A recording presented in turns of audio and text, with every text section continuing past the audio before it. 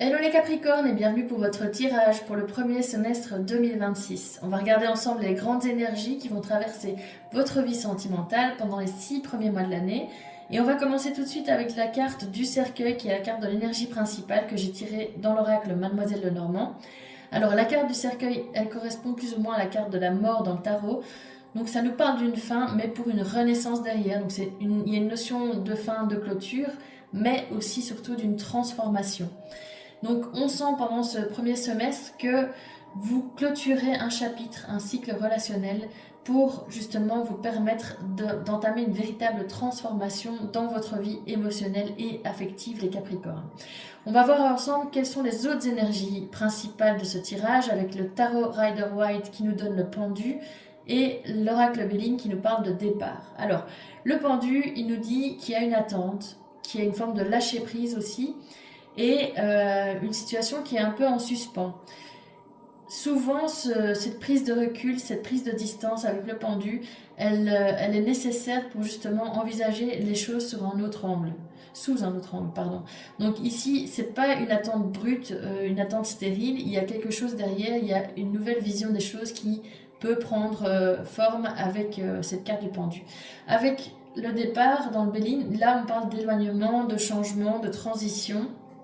Donc pour moi, l'ensemble des deux cartes nous dit qu'ici, il y a une situation qui est restée assez longtemps en suspens avec le pendu, mais que ce semestre vous pousse en fait à sortir de cette attente, soit par le fait de vous détacher de la situation, donc de prendre ce départ, soit de transformer vraiment, de changer quelque chose, de prendre une autre direction dans votre vie émotionnelle et affective.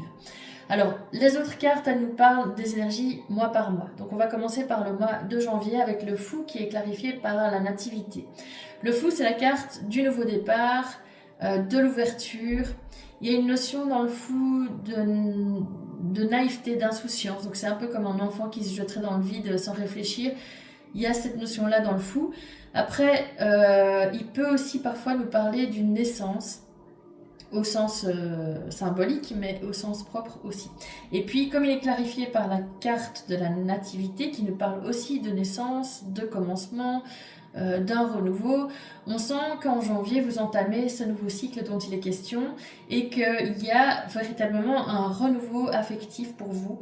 Il y a un projet qui prend vie et pour certains ou certaines d'entre vous, comme je vous le disais, on parle d'une naissance, donc il peut clairement y avoir une naissance physique, l'arrivée d'un enfant dans votre couple en janvier. Ou en tout cas, peut-être l'annonce de cette grossesse en janvier. En février, avec le 10 de bâton, clarifié par le bonheur. Là, on voit avec le 10 de bâton que vous déposez une charge. Vous avez été fatigué, vous avez porté longtemps un poids, mais en février, on sent que voilà, ce poids s'en va, en tout cas vous le déposez.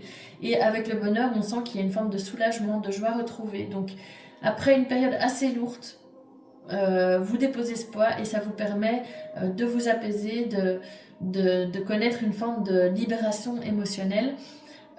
Si on le relie avec l'annonce de la grossesse ou la naissance, ça peut être que dans le passé, vous avez essayé longtemps d'avoir un enfant, et que vous avez porté ce poids de ne pas avoir d'enfant, et puis que finalement, en 2026, voilà, il y a le bonheur qui revient parce que cet enfant soit naît, soit est en préparation. En mars, avec le 6 de coupe clarifié par l'infortune. Là, on nous parle avec le 6 de coupe du passé, des souvenirs. Il y a une forme de nostalgie aussi.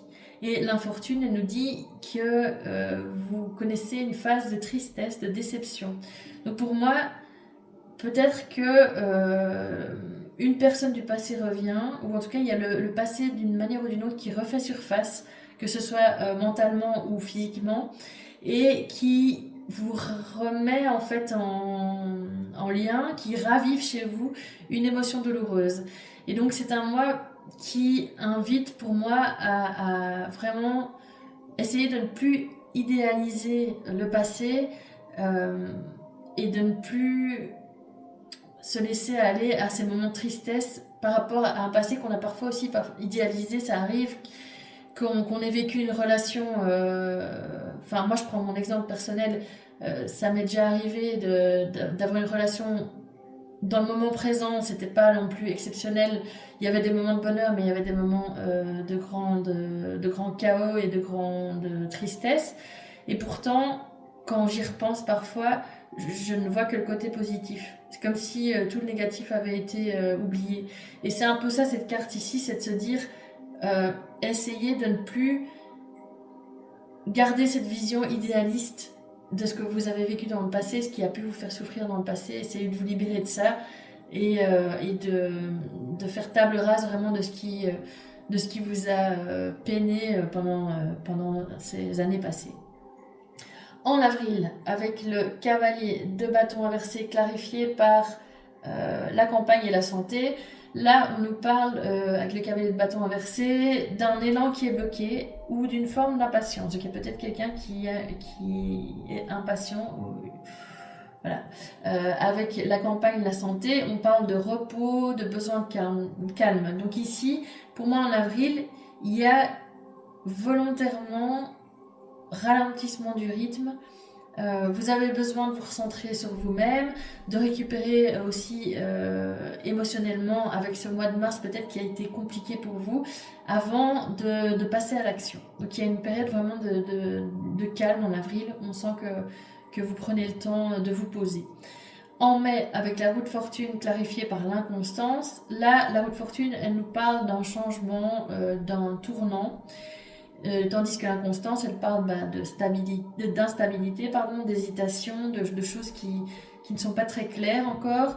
Donc on sent qu'il y a peut-être un lien qui évolue chez certains, mais de façon imprévisible, que les choses bougent, mais qu'il n'y a pas encore véritablement de stabilité concrète.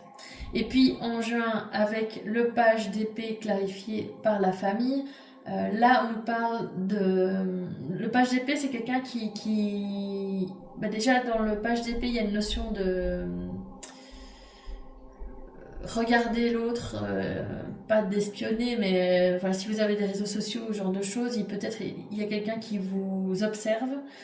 En tout cas, oui, il y a une notion d'observation dans le page d'épée, mais aussi une notion de curiosité et parfois d'échanges qui peuvent être un peu bruts